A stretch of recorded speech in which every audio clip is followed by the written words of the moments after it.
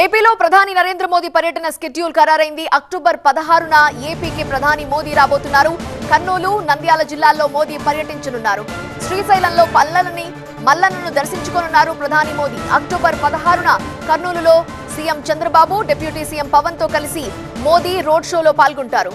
GST 2.0 సంస్కరణలతో ప్రజలకు లబ్ధి జరుగుతుందన్న నేపథ్యంలో కూటమి నేతలు ఈ రోడ్ షో నిర్వహించనున్నారు.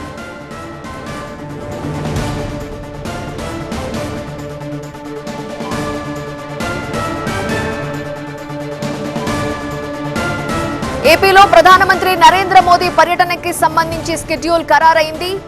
ఏపీలో ఆయన రోడ్ షో నిర్వహించబోతున్నారు.